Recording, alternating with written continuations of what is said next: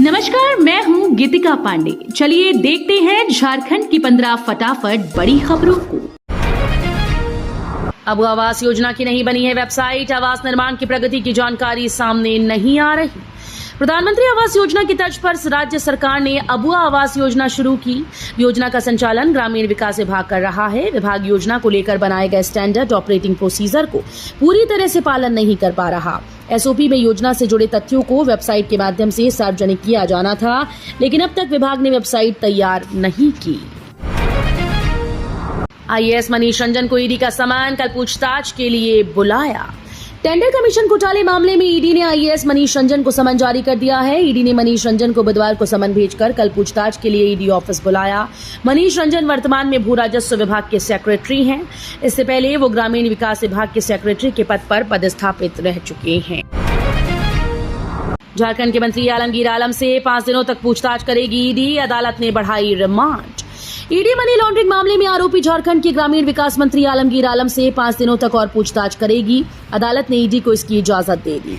बता दें कि गिरफ्तारी के बाद ईडी को पूछताछ के लिए आलमगीर आलम से 6 दिनों तक ईडी की रिमांड मिली थी। इसकी अवधि 22 मई को पूरी हो रही थी।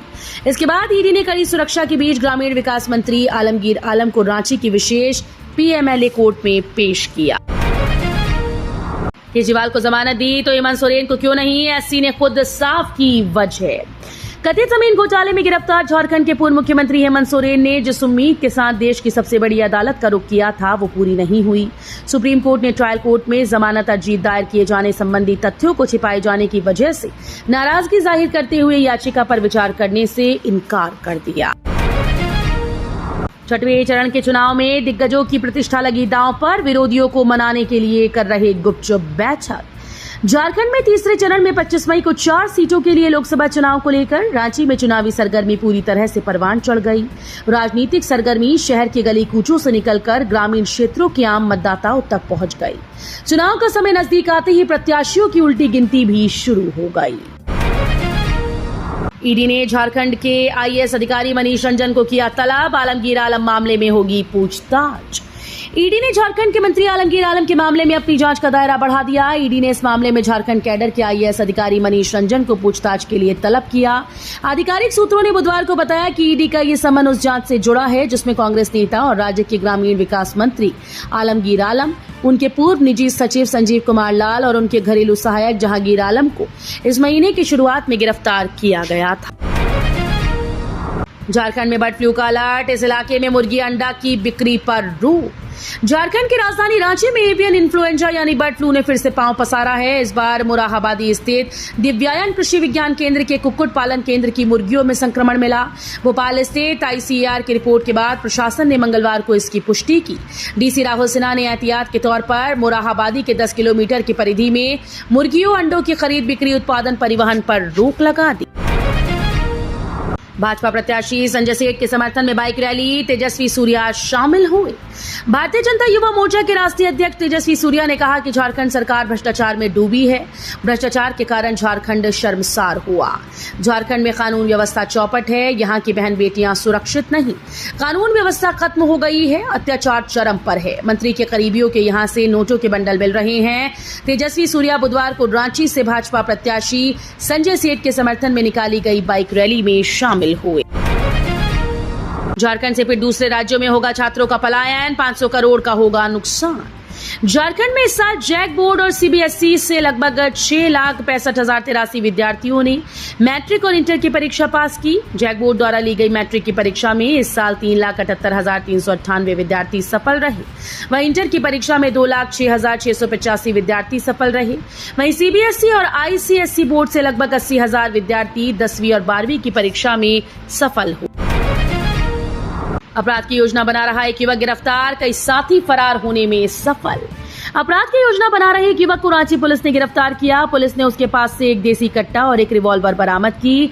एसएसपी चंदन सिन्हा को मिली गुप्त सूचना के आधार पर सुखदेव नगर थाना क्षेत्र के न्यू मार्केट ऑटो स्टैंड के पास कुछ अपराधकर्मी एक जगह जमा होकर किसी घटना को अंजाम देने की योजना बना रहे हैं, जिसके बाद कोतवाली डीएसपी प्रकाश सोई के नेतृत्व में पुलिस की टीम जब मौके पर पहुंची तो देखा कि कुछ व्यक्ति ऑटो स्टैंड के पास अंधेरे में खड़ा होकर बात कर रहे हैं। झारखंड में चुनाव प्रचार के दौरान असम के सीएम ने कहा कि राजनीति करनी है तो जय श्री राम कहना होगा। असम के सीएम हेमंता बिस्वा शर्मा ने कहा कि इस बार पीएम मोदी पीओके को भी भारत में मिला लेंगे। इस बार विश्व गुरु बनेगा भारत और तीसरे नंबर की अर्थव्यवस्था भी।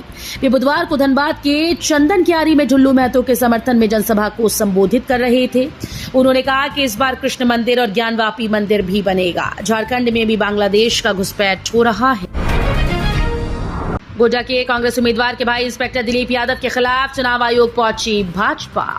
गोड्डा लोकसभा के कांग्रेस प्रत्याशी प्रदीप यादव और उसके भाई इंस्पेक्टर दिलीप यादव के खिलाफ भाजपा चुनाव आयोग पहुंची। भाजपा का एक प्रतिनिधिमंडल विधि प्रकोष्ठ के प्रदेश संयोजक सुधीर श्रीवास्तव के नेतृत्व में बुधवार को चुनाव आयोग में शिकायत दर्ज कराई। सुधीर श्रीवास्तव ने बताया कि दुमका जिला के सरैयाहाट थाने के जोकेला गांव में नीलकंठ यादव नाम के व्यक्ति की हत्या हो गई थी और तब प्रदीप यादव के भाई इंस्पेक्टर दिलीप यादव उस गांव में नीलकंठ यादव के घर पहुंच गए और बताया कि वे ही इस हत्याकांड की जांच कर रहे हैं। 5वें चरण में झारखंड में कुल मतदान प्रतिशत 63.21, पुरुषों से अधिक महिलाओं की भागीदारी रही। अपर मुख्य निर्वाचन पदाधिकारी डॉक्टर नेहा अरोड़ा ने बुधवार को निर्वाचन सदन में प्रेस वार्ता में ये जानकारी दी कि 5वें चरण के संपन्न चुनाव में झारखंड में 63.21% लोगों ने मतदान किया। गांडी विधानसभा क्षेत्र के उपचुनाव में 68.92% मतदान हुआ है।